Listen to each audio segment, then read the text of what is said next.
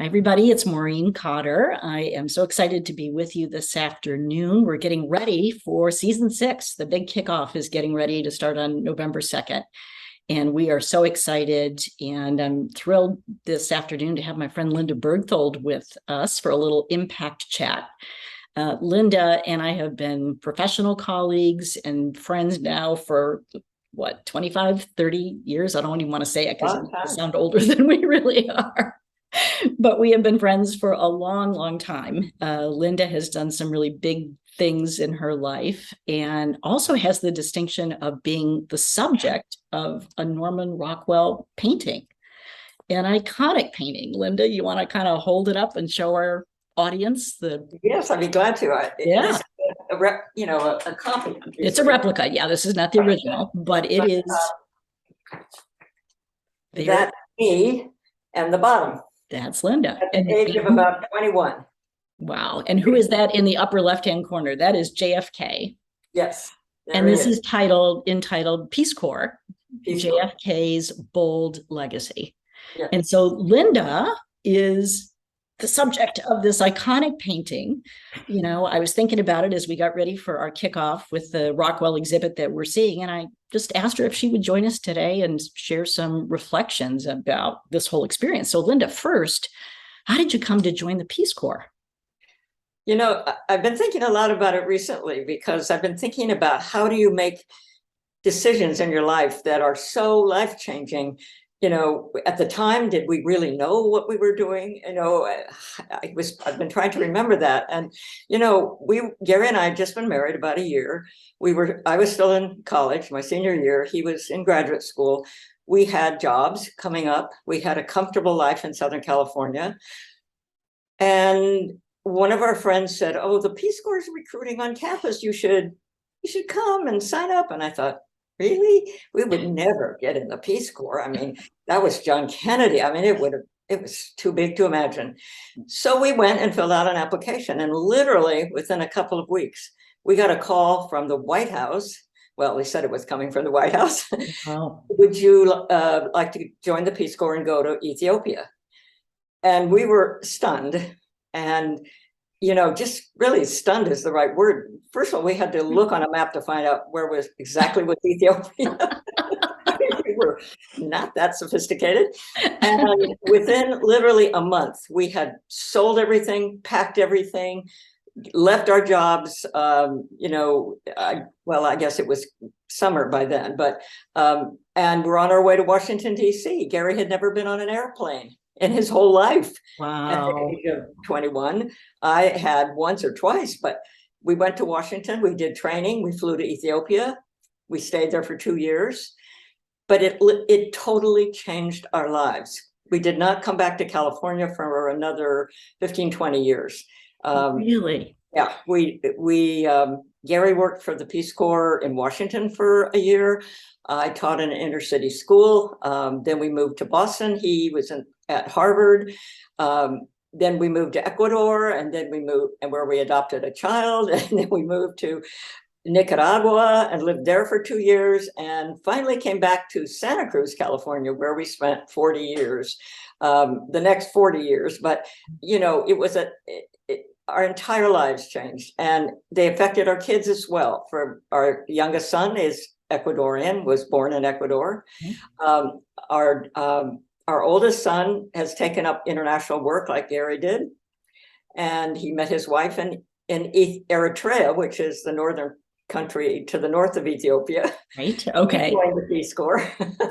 So the Peace Corps has been a big part of our lives. It's been a huge part of our lives. And when we were in Boston is when we met Norman Rockwell. And you know, you want to hear that story? So how did you come to be? How did you and Gary come to be in this painting?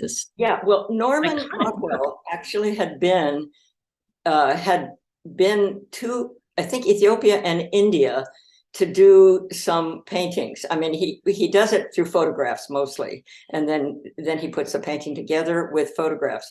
But he had been on a tour already, and he wanted to do this Look magazine cover, John F. Kennedy, Peace Corps Legacy, Bold, whatever that was. Yeah. Legacy. And he lived in Stockbridge. And so he put out a call. Were there any Peace Corps volunteers nearby who would be willing to drive out to his studio and pose for this picture? Oh my God. And so one of our friends who's in the paintings said, well, would you guys like to do it? And I said, yeah. Oh, who wouldn't? So we got in our little TR4 and drove. It was snowing on the highway. It was like an intense drive out to Stockbridge, but it was gorgeous because Rockwell had this beautiful studio, just full of windows and light. And his wife looked like herself right out of a Rockwell painting. Right. I think she had a little bun on the back of Yeah, her I've seen pictures of her. Yes. She served us tea and we sat on a stool. And here's where the sort of interesting part comes in that he wanted the left side of our face, right? He wanted the left profile, but my hair was parted going the other direction. Right. So if you look at that painting closely, you can see, I brushed it over, that the hairs didn't all go in the same direction, but he painted them in the wrong direction. I mean, as they looked, he painted them in. So you can see these little hairs that were like, we don't part here. It's beautiful. Your hair is like this beautiful sweeping thing, as it always is and still is today. So yeah, so that was lovely. And we had a chat and asked him about his Peace Corps, his trip, and left. And I had no idea where this was going to become anything, because, obviously he'd used a photo of Kennedy, and then he used a photo of several other volunteers. I think at least one person in that painting is probably a local, because he used a lot of locals. But there were several other people in that painting that were people we knew who had been in the Peace Corps.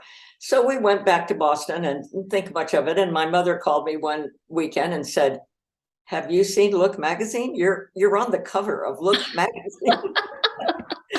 What? I was shocked. I was pretty shocked. And so they cut it on the cover at the top of my head. But inside there's a centerfold, and I'm in the centerfold. The only centerfold I was ever in. And I'm glad it was Look magazine then. Yes, yes. And it was fun. It was just such a fun thing. And it had several other paintings that he had done, one in India and several others that he had done from photographs he had taken when he was traveling around to these Peace Corps countries. But it just it was such an exciting experience to see him and watch him work. And of course we became huge Rockwell fans. Right. I think the big surprise is when we finally got to go to the Rockwell Museum years later.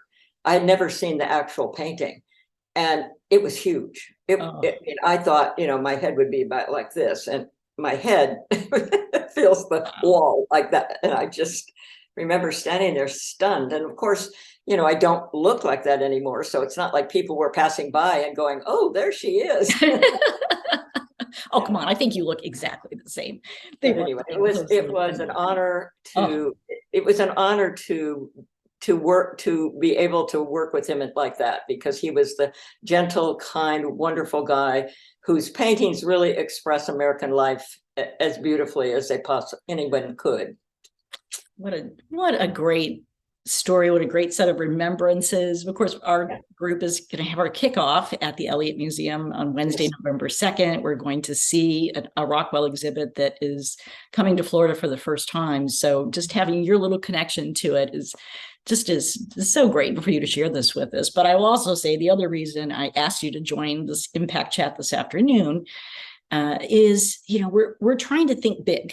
We're trying to have our own bold legacy. You've known me a long time, and I can be a little bit of an incrementalist sometimes. I want to be practical and go from here to here, but you have been such a great mentor to me, and somebody who has always pushed me to think big and to live my most expansive life. So as we think about our mission and Impact 100, Martin, to create lasting positive change in our local community through these big impact grants, and as we march towards 500 members so that we can have 5 $100,000 grants this year, what words of wisdom do you have for us about creating our bold legacy? Well, I always believe that you should think big, but act incrementally because you don't leap into bigness immediately. So to have a big goal is really important. But when you give grants out like this, you need to know that the people that you're giving it to have step by step to get to that goal. So, I get discouraged sometimes with people who complain about politics and say, well, so-and-so didn't do X, Y, or Z, which X, Y, or Z, lower taxes or whatever, may not have been possible. And it was a big goal, but they couldn't do it by themselves. And that's the other part about thinking big is you can't do it by yourself. So you find somebody who thinks that they are going to do something all by themselves, probably not a good grantee. It's a team thing. It's always a team thing. It's always a team thing. Well, and ladies, we need you on our team of 500. It's everybody who's watching, as a member or a guest or somebody who's thinking about joining. I would just really encourage you to join us. Come on November 2nd, see what we're all about. Taste Absolutely. It, try it, experience it, learn, ask questions about who have received the grants and what they're doing with the money. Sometimes I call this Shark Tank for nonprofits. You kind of have to sit there and listen to the pitch and see how they're going to use the money and make sure that you feel comfortable as an investor being a part of this. So not as mean as Shark Tank. We're not at all as mean as Shark Tank, but we kind of want to know that it's going to work before we say, absolutely. Grants. Practical. I mean, as you say, you have to be practical, but our whole lives represent taking big leaps, doing bold things that when I look back on it now, I think, wow, where did we have the guts to do that? We should have, stayed where we were and did our usual thing. But the one thing about giving out money and grants is that it is so gratifying to see what people can do with, even 100,000 is not little, but it's not a million. Right. And to see what they can do with that, it must be very rewarding. It sure is. I'm more proud of this than almost anything I've done in my life. So, Linda, thank you for joining us this afternoon. As always, you were so gracious to share your time and your wisdom and these remembrances. I know our members are really going to enjoy this visit. So thanks for being with us. Thank you for asking me. Yeah, it's great to see you. And ladies, this is last chance. So the kickoff is November 2nd. This is your last chance to register. Please bring a friend, come out and see what we're all about. And I hope to see you at the Elliott. Thanks, everybody. Linda, love you. Bye.